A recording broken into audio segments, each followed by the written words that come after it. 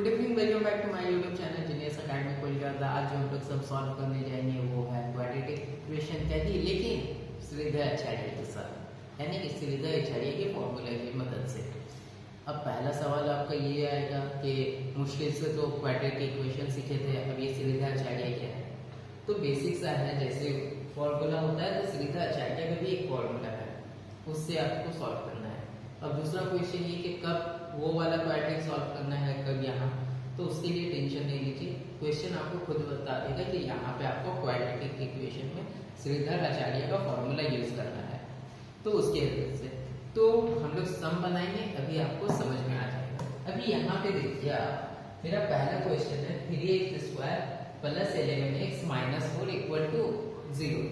अब इसको हम लोग क्या करेंगे ना, श्रीधर आचार्य का फॉर्मूला क्या होता है कि जिसमें सबसे बड़ा पावर यानी कि x² है यहाँ पे, उसको हम लोग क्या करेंगे a मानेंगे, जिसमें सिर्फ x है उसको b मानेंगे, और जिसमें कुछ नहीं है कांस्टेंट है यानी सिर्फ नंबर है उसको c मानेंगे। तो क्या हो जाएगा यहाँ पे, अगर देखा जाए तो ax² plus bx plus c, ये श्रीधर आचार्य का स्टार्टिंग का फॉर्मूला है।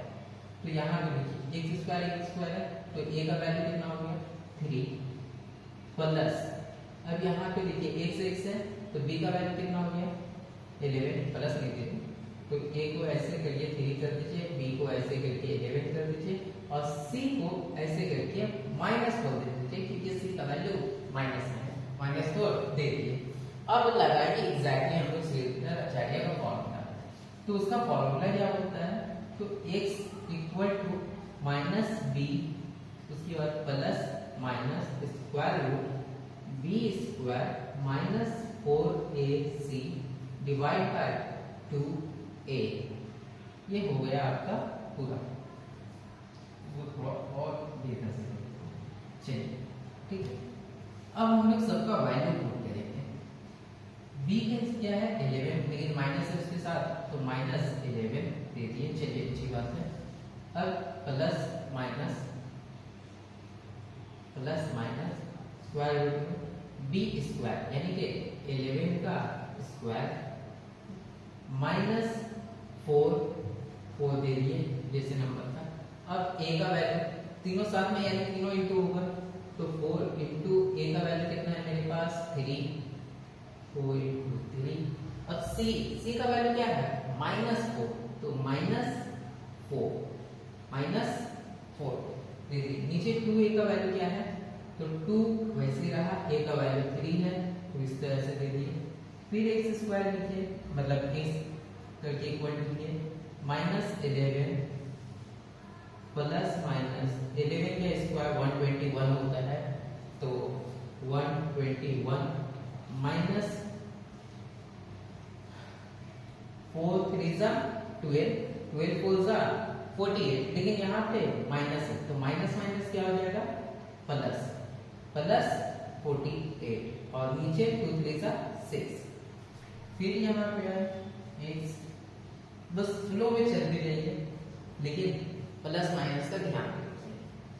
-128 और प्लस 48, अगर इसको हम लोग करते हैं यानी कि 1 2 1 4 8, तो क्या हो जाएगा 8 1 9 4 2 6 यानी 2 4 6 और 1 1 वैसे। तो यहाँ पे आ गया मेरा 169 डिवाइड बाय 6। चलो अच्छी बात है, इतना आ गया। अब फिर x दिए, फिर इक्वल टू किए, फिर -11। अब यहाँ पे हम लोग स्क्वायर रूट तोड़ेंगे। स्क्वायर रूट किस तरह से टूटता है, मतलब स्क्वायर रूट किस तरह से आता है, तो उसका हमने आपके लिए एक ऑलरेडी वीडियो बना दिया है। अगर नहीं देखे हैं तो उस वीडियो को जाकर देखिए, उसका लिंक मैं डिस्क्रिप्शन में दे दूंगा। ऑलरेडी कितनी वीडियो में दी है, फिर इस वीडियो में भी दे देंगे, ठीक है। तो 169 को अगर आपको रूट में करना, चलिए यहाँ हम बता भी देते हैं 169 यहाँ पर 1 से लेके 10 तक का टेबल पढ़ना है, और लेकिन इस तरह से पढ़ना है 1 1 जा 1 2 2 जा 4 3 3 जा 9, इस तरह से करके पूरा पढ़ना है। तो और स्क्वायर रूट निकालने में पीछे से पेयर में लेंगे, तो 3 था इस वजह से पीछे से पेयर में लिए, तो आगे 1 बच गया, तो तो 1 1 सा 1 कट गया, 69 बचा। 69 को इस तरह से करना है तो इन दोनों को पहले प्लस करेंगे 2। अब इसके बगल में जो नंबर लगाएंगे उसमें देख लेंगे कि 9 आ रहा है कि नहीं, और उतने ही बार उस टेबल को पढ़ना है।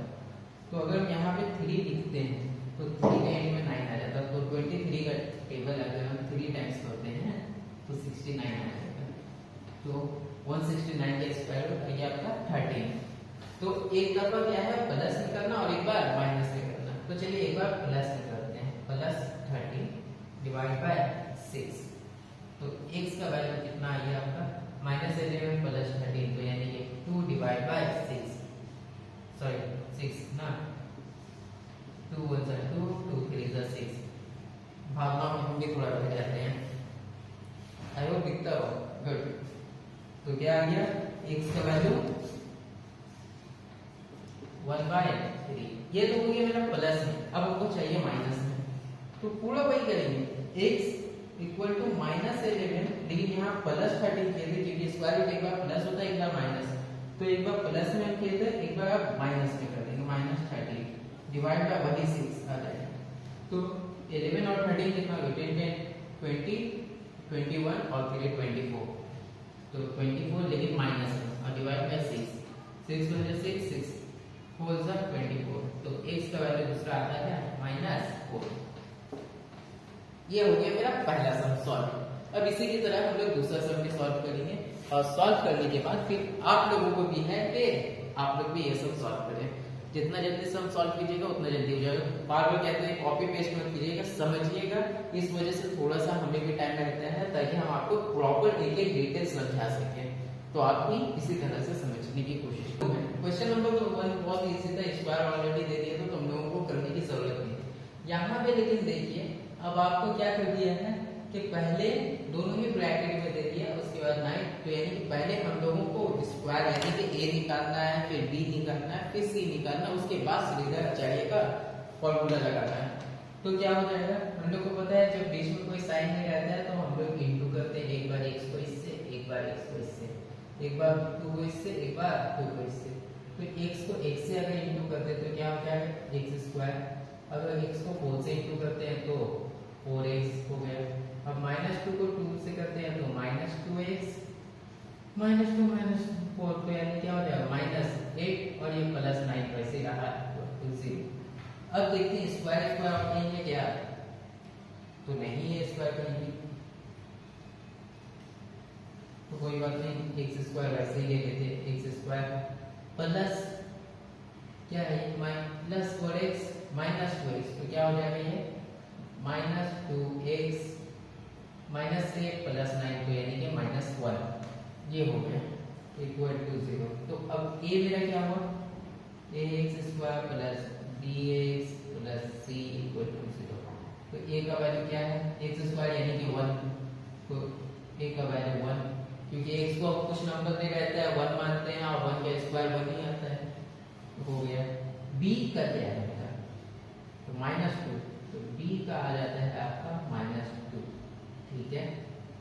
c का क्या है -1, c भी -1, लेकिन नहीं c यहाँ पे आपका माइनस से +9 है, तो यहाँ +1 हो जाएगा, तो c का वैल्यू भी +1 ही रहेगा क्योंकि 9 बड़ा है इससे, ठीक है। चलिए समझते हैं इस बात को भी। तो अब हम लोग लगाते हैं सीधा आचार्य का formula, x equal two plus minus